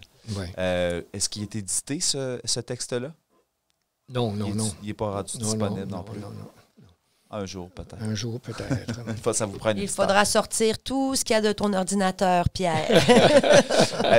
On va continuer d'en parler. Alors, on va parler maintenant de la partie création avec Véronique un peu plus en vedette cette fois-ci. Donc, Véronique, dans Amos vous raconte son histoire. On a vraiment une scène où on te plonge dans les travaux de la construction l'effervescence autour de ce projet-là d'envergure. Est-ce que tu peux nous en parler un peu, faire une mise en contexte dans le temps? Oui, alors on est dehors, devant la cathédrale. On fait comme si elle n'existait pas, puis elle n'était pas encore construite, l'église. Et donc, on serait comme au début. Là. La scène, c'est que la soumission a été acceptée et qu'on va très rapidement commencer les travaux. Donc, c'est une rencontre entre certains notables de la ville. On a M. Autier, M. Gour, le curé, l'architecte. Et plus tard, on va avoir des paroissiens, des citoyens qui viennent un petit peu mettre leur nez dans ce projet-là. Parce que naturellement, à l'époque, quand on construisait une église, même si ce n'était pas de la poche du citoyen, tout le monde est venu travailler à la construction de cette église-là. Donc, on fait semblant, disons, que les travaux vont commencer. Mais là, dans la scène, on a Aristide Beaugrand-Champagne. Et là, on sait que les architectes n'étaient pas nécessairement sur les chantiers. Ils élaboraient les plans et en compagnie peut-être de techniciens en architecture qui étaient sur le terrain ou des contremaîtres de chantier. Est-ce qu'Aristide Beaugrand-Champagne est officiellement déjà venu à Amos? Je n'en sais rien. Hein. J'ai rien vu à cet effet-là. J'ai vu une correspondance qui existe entre Beaugrand-Champagne et le curé, mais à savoir qu'il soit venu ici, il me semble que ça aurait fait un choc, ça aurait créé une onde de choc et je n'ai rien vu dans les documents qu'on peut avoir à l'Église. C'est drôle. Moi, tu vois, je sais plus où je l'ai lu, qu'il serait venu une fois et qu'il aurait été le seul architecte qui serait venu à Amos. Une fois, peut-être pas pendant la construction, je pense que c'était peut-être avant. Je ne sais pas si c'était pour rassurer les citoyens lors d'un conseil de ville ou quelque chose comme ça, mais il serait venu une fois en chair et en os, quelques jours. Donc, je ne me rappelle plus où je l'ai lu. Bon, ben, en tout cas, nous, dans la scène d'Amos vous raconte son histoire, on le fait venir. C'est très bien, c'est très bien. Pour défendre son projet, qui était original, face à la population qui était divisée par rapport au projet. Bien, comme Pierre l'a dit au début, il n'y a pas de nom officiel. On n'a pas de gens qui ont parti une pétition, qui ont parti un mouvement d'opposition. Donc, moi, ce que j'ai fait, c'est que j'ai réparti différents arguments pour s'opposer au projet, soit que ça coûte trop cher, soit qu'on pourrait être plus humble, soit qu'on veut une église en pierre des champs avec un clocher pointu, comme se fait partout, soit que c'est trop démesuré. Bon, tout ça. Donc, toutes les petites oppositions, je les ai, disons, réparties sur un ensemble de citoyens. Donc, c'est pas une personne qui t'identifie, c'est plein de gens. Et à chaque année, Bruno, c'est une pièce, c'est une scène, en fait, où je fais participer aussi beaucoup de gens, soit qui ont des petits rôles, soit que c'est leur première année. Donc, c'est une scène que je change de personnage beaucoup à chaque année. Fait que c'est pas attribué à des gens spécifiquement. C'est comme le cœur de la population, un cœur constitué de la population. Mais c'est très efficace dramatiquement parce qu'un cœur au théâtre, c'est fort, ça soutient. Et ce qu'on fait, en fait, c'est que moi, j'oppose le cœur des citoyens à celui des notables et de l'architecte et du curé, qui eux autres. Fait qu'on a ceux qui sont pour le projet puis ceux qui sont contre, et ça fait un petit brasse camarade très sympathique.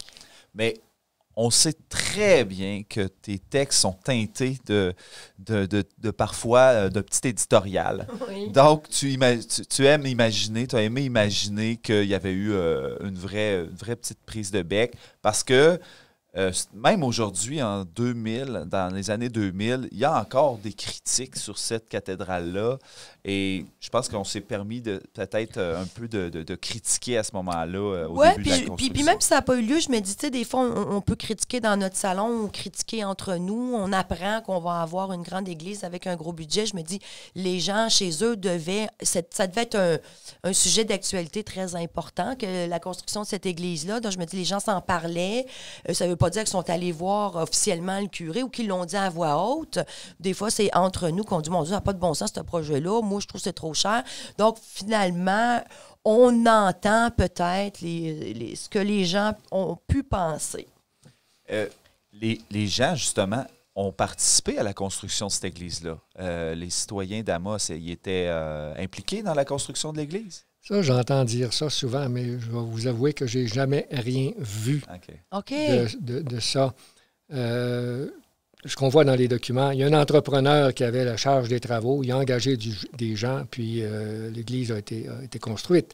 Je vois nulle part question de bénévolat. Mais des fois, quelqu'un me dit, mon père a travaillé à la cathédrale, mais est-ce que c'est par bénévolat ou qu'il a payé comme menuisier, est engagé? Bon. Donc, les gens n'avaient pas à donner, par exemple, 1 heure par jour à la construction de l'église. Il n'y a rien qui dit ça nulle part. Parce que ça se faisait dans des petits villages. Tout le monde aidait, par exemple, à construire ou à lever la charpente d'une petite église. Mais ici, non. Non. OK. C'est peut-être d'autres choses qui ont aidé, là. Ils ont peut-être raclé le terrain, ramassé les vidanges. Peut-être. J'imagine que... De toute façon, c'était quand même au cœur du petit village. Oui, tout le monde devait passer, aller voir le chantier, puis peut-être qu'il y en a qui voulaient aider. Et là, Aristide Beaugrand-Champagne, dans la scène, a justement essaie de clore la discussion en faisant un geste dramatiquement... avec un impact là, pour convaincre, là, mettre un point final à la discussion. Donc, c'est quoi ça, cette anecdote-là? Ça, encore là, j'aimerais ça que Pierre me confirme si c'était vrai ou pas, mais on dit que Aristide Beaugrand-Champagne, pour prouver aux gens que la coupole n'était pas trop lourde, elle n'allait pas s'effondrer, puis il faut dire que c'était pas un genre d'architecture où on était habitué de voir une coupole si grosse, on parle de béton, les gens se disent, bon, ça va pas tenir, ça va finir par fendre puis s'effondrer. Alors, on raconte que Aristide Beaugrand-Champagne a dit, ben moi, là, quand la coupole va être installée, je vais aller m'asseoir en dessous une journée puis une nuit, puis vous allez voir que demain matin, je vais être encore là. Est-ce qu'il l'a fait ou est-ce qu'il a juste dit qu'il allait le faire? Ça, encore là, j'ai pas de preuve officielle, mais on s'entend-tu que théâtralement, c'est fort, là? Moi, j'imagine le monsieur toute la journée puis la nuit assis, obstiné, pour montrer, puis là, les gens le regardent, puis ben, il a survécu et elle est encore là. Est-ce que ça s'est passé, Pierre? On se demandait tout à l'heure si Beaugrand-Champagne était venu à Amos. Oui, hein? Fait que s'il n'est pas venu, il ne l'a pas fait. C'est pour ça qu'il est venu. Juste pour le défi. Mais bon, j'avais pas pensé aborder cette affaire-là, mais est-ce que j'aurais fouillé un peu plus loin dans mes documents? Mais j'ai une lettre, quelque part, une lettre qui a été adressée à Monseigneur Drainville, évêque d'Amos déjà, de quelqu'un du monde architectural qui me demande s'il n'y a pas eu Beaugrand-Champagne comme professeur ou quelqu'un d'autre l'aurait eu comme prof, parce que Beaugrand-Champagne, c'est quand même lointain. Et il semble que l'histoire se racontait même dans les cours de Beaugrand-Champagne. Oh yeah! Bon, mais c'est pas encore une source tout à fait fiable. Oui. Mais pour un spectacle, c'est très fiable comme source, en tout cas. Peut-être pas pour un historien. C'est-tu pas vrai? Ah, mais oui, c'est ça. Et donc, dans la scène, Aristide, qui entre nous, on l'appelle ABC. Parce qu'Aristide Beaugrand-Champagne, on ne veut jamais écrire ça dans un texte. Entre nous, les comédiens, il s'appelle ABC. Donc, ABC, c'est ce qu'il a utilisé pour finalement essayer de faire taire la foule de citoyens. Est-ce que ça a fonctionné? Bien, fait que donc, dans la scène, il dit, c'est ce que je vais faire, je vais vous le prouver. Ben non, il y en a encore qui se disent, ben, on va vous retrouver crapoutis, on va avoir votre mort sur la conscience. Et c'est donc, finalement, Amos qui se choque et qui renvoie tous les personnages de la scène parce que c'est très dur de contrôler une foule en furie.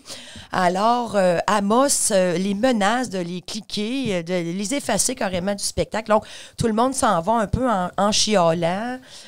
Donc, l'esprit de la scène, c'est de montrer que le projet était peut-être ambitieux, il était chérant pour l'époque, tout ça. C'était spécial aussi au niveau de l'architecture. Ça plaisait peut-être pas à tous.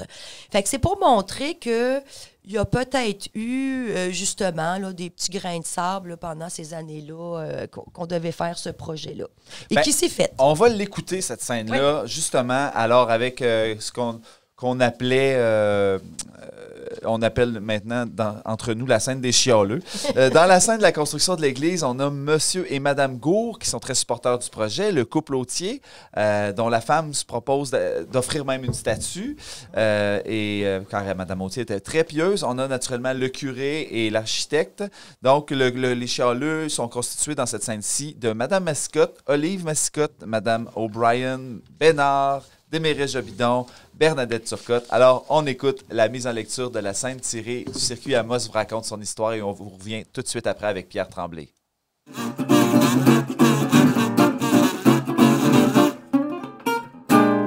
Nous interrompons votre programme pour nos annonces commerciales.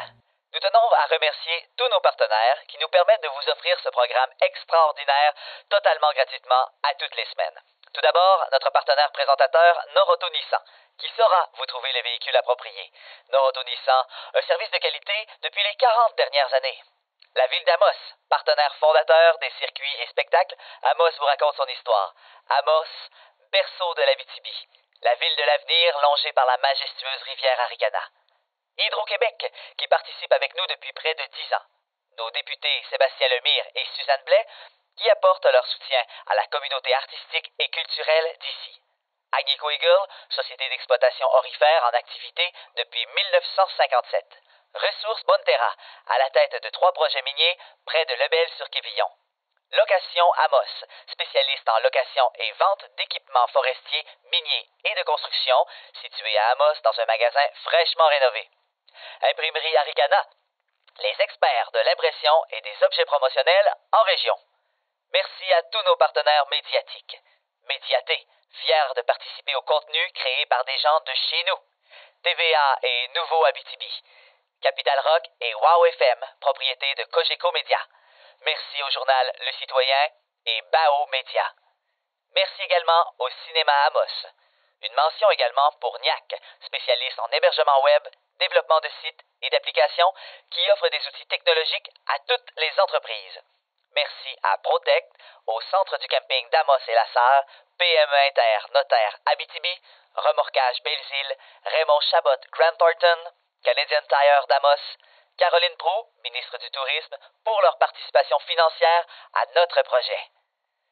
Merci de les encourager, puisque c'est grâce à eux que vous pouvez en apprendre davantage sur votre histoire. De retour à votre programme principal.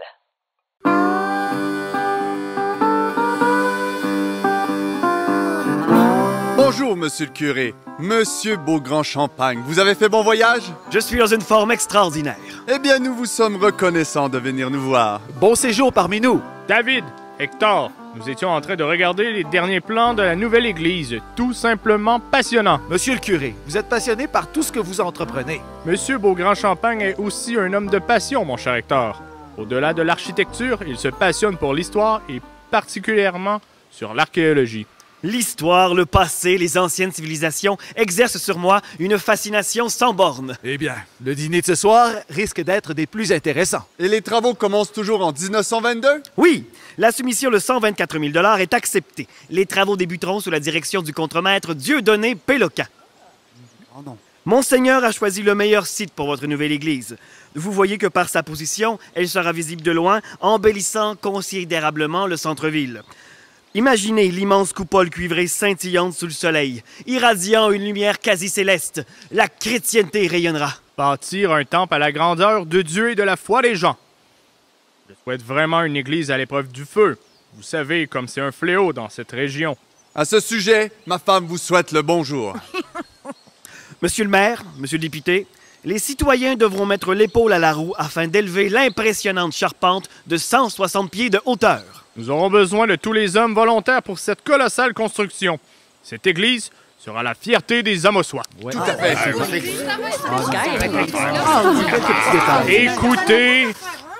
Écoutez, mes chers paroissiens. Je sais que tout le monde en ville ne parle que de la nouvelle église. Go, say it now. Je peux pas dire ça au curé, voyons. Allez, go.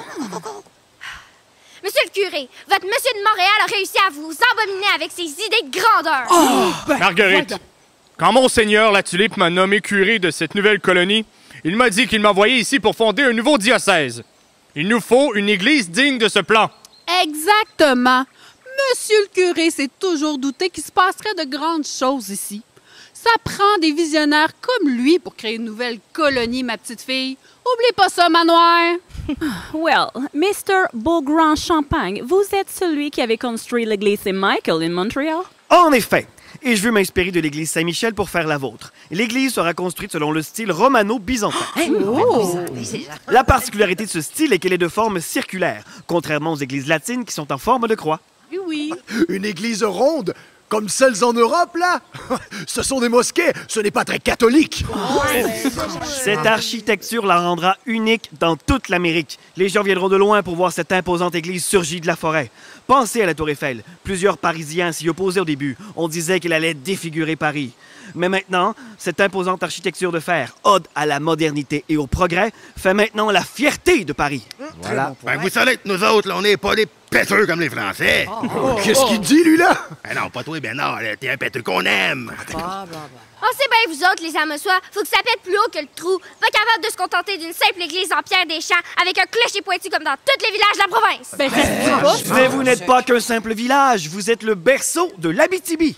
Then use rich material. Le béton que vous utilisez, c'est ugly, ou comme vous dites, c'est laid. Oh, l'anglaise! Oh, il nous faut quelque chose de beau et d'élégant pour compenser. Oh, je suis prête à vous offrir une statue. Ah, bonne idée, Madame Elle va Autier. s'appeler comment, cette église-là? Sainte-Marie du Ciment? Comme c'était le jour d'anniversaire de Sainte-Thérèse d'Avila, Monseigneur La Tulipe a mis la paroisse sous sa protection et lui a donné son nom. Vous savez, je suis l'un des premiers architectes québécois à utiliser le béton armé dans la construction d'une église. Ce matériau permet de faire des réalisations grandioses. La structure sera d'acier et de béton armé. Le dôme sera fait des mêmes matériaux. Il sera soutenu par 8 arches disposées à égale distance. Il mesurera 100 pieds de diamètre, ce qui en fera le plus grand dôme de béton armé au Québec. Encore du pétage de brou. Ouais, vous savez qu'on peut aussi bien faire son salut dans une église en bois que dans une cathédrale bâtisse. Vous avez raison. Dieu ne demande pas de tels monuments. La foi des gens ne se mesure pas à la grandeur de leur lieu de culte. Mais je vous rappelle l'importance de bâtir à l'épreuve du feu. Pensons à la tragédie qui vient d'arriver à Halle-Berry, ville de Monseigneur. Avez-vous eu des nouvelles de l'évêque? La ville de Monseigneur y a presque passé au complet. Les écoles, les magasins, les maisons, l'hôpital, l'évêché et l'orphelinat, tous en cendres. Mais le pire, c'est qu'une centaine de personnes s'étaient réfugiées dans la cathédrale de Monseigneur, pensant ainsi être épargnées des fureurs des flammes. Bien, le feu les a tous brûlés. Vivants! Monseigneur est bien abattu de cette épreuve. Je comprends. Vous comprenez que nous tenons plus que jamais à ce que l'Église soit à l'épreuve du feu, afin qu'une telle catastrophe ne se reproduise plus jamais. Maybe, but un dôme en béton va nous tomber sur la tête. Voyez-vous ça, Wedding de Loulou? C'est exagéré. Je peux vous assurer que l'Église ne s'effondrera jamais. La coupole risque d'être trop massive, trop lourde. Monsieur le curé, n'allons pas prendre la chance de mourir en pleine messe. Pour prouver aux sceptiques que l'église de Sainte-Thérèse d'Avila ne s'écroulera jamais, je vous propose un défi. Lorsque le dôme sera édifié, je m'assoirai sur une chaise et j'y resterai une journée et une nuit entière, sous la coupole, la plus grosse coupole autoportante de toute l'Amérique du Nord. Puis au petit matin, on vous retrouve tout écrapouti avec votre mort sur la conscience? Non, j'y serai toujours, et en un seul morceau. Les doutes seront démolis.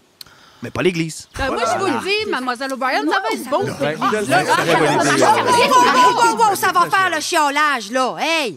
Un des plus grands architectes de la province va réaliser les plans de notre Église. Ça, là, c'est un projet ambitieux et audacieux. Mais avec des visionnaires, on fait pas de l'ordinaire. Mais pour le monde ordinaire, l'extraordinaire, ça dérange, hein? Bon, je vous ai entendu. En espérant que la rencontre de demain se déroule dans le calme. La peur de l'inconnu travaille les gens. Je le sens depuis le début. Vous avez ici des hommes et des femmes extraordinaires, des vrais pionniers, des gens de cœur, des gens qui voient grand. Mon cher Viateur, cette polémique sera une histoire rapidement oubliée. Je l'espère bien. C'est la première fois qu'un architecte daigne venir ici et on l'accueille avec une brique et un fanal. Les Amossois ont besoin de beaucoup de temps, monsieur le curé, pour accepter le changement, mais ils aiment être uniques. Je sais. Ainsi soit-il. Ainsi soit-il.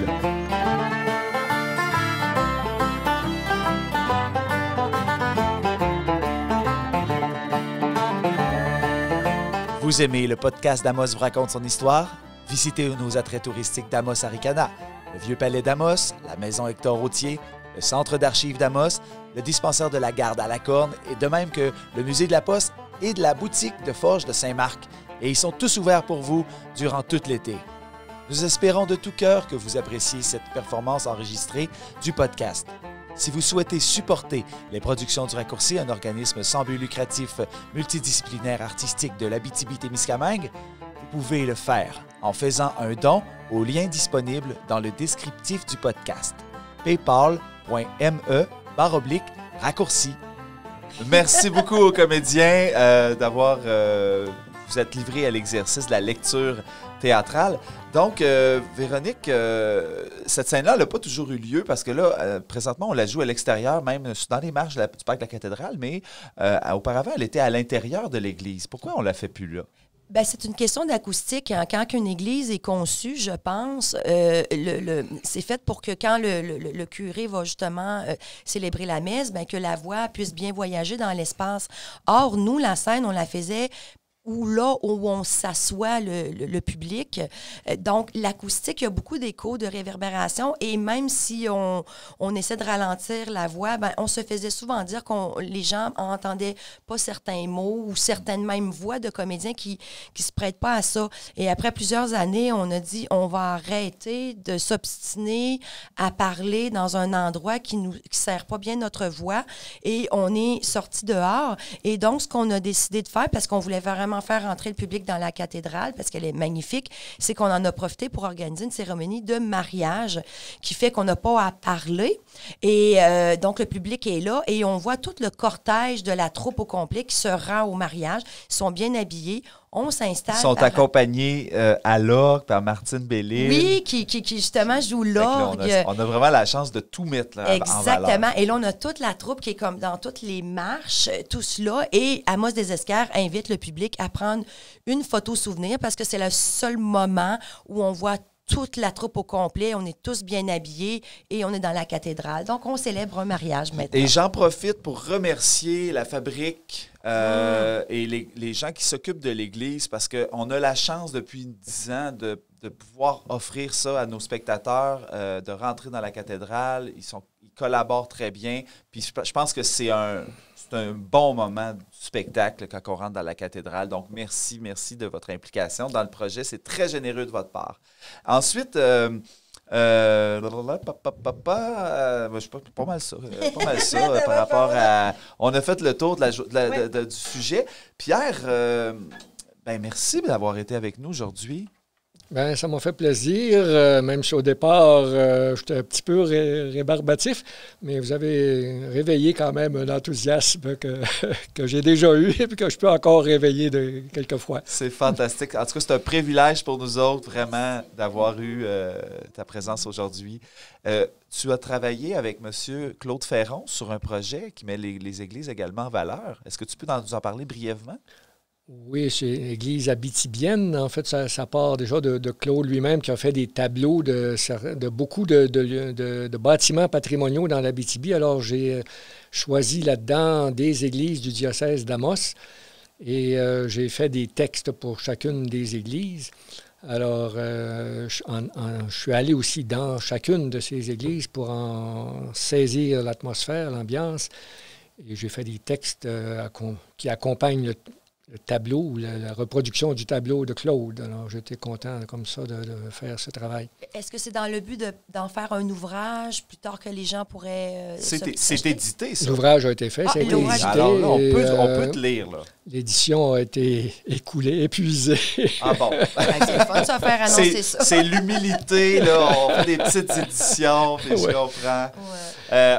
On peut aussi réécouter par rapport à la cathédrale ou au curé du domaine les émissions numéro 3 du podcast sur la famille Turcotte qu'on a parlé un peu des débuts. L'épisode 7 aussi sur les grandes incendies où on parle du curé du domaine. Donc, vraiment, le curé du domaine a été un personnage marquant du début de la colonisation. Eh bien, Pierre, est-ce que tu as un mot de la fin à nous laisser? Pas particulièrement. Remarquez bien, c'est vous autres qui menez les... Moi, je vais y aller avec un « Amen ». Ça conclut bien. Bon, voilà qui va bien. Ainsi soit-il. Amen. Ainsi soit-il, disait-on dans le temps. Exactement. Ah, merci beaucoup. Merci beaucoup, Véronique, d'avoir été avec nous pour avoir co-animé aujourd'hui. Merci, Bruno. Alors, moi, j'invite les gens à faire comme à l'époque, c'est-à-dire aller se promener autour de la cathédrale, voir le chantier, donner son opinion et puis revivre un petit peu une deuxième vie de l'Église. Et même entrer à l'intérieur, vous recueillir, peu importe de quelle religion vous êtes, si vous allez là-dedans, vous allez retrouver une paix intérieure, c'est garanti. Je vous le garantis. Alors, merci beaucoup à nos partenaires qui ont contribué au succès de cette émission. Merci à vous également, cher public. J'aimerais ça vous rappeler si vous avez aimé le podcast aujourd'hui, de l'aimer, de le partager, de le commenter. C'est important pour nous. C'est notre petite paye pour faire connaître ce beau podcast qu'on a fait pour vous. Donc, merci à la maison, sans qui tout ça, ça ne serait pas possible. Donc, on vous souhaite une belle fin de journée et à la prochaine.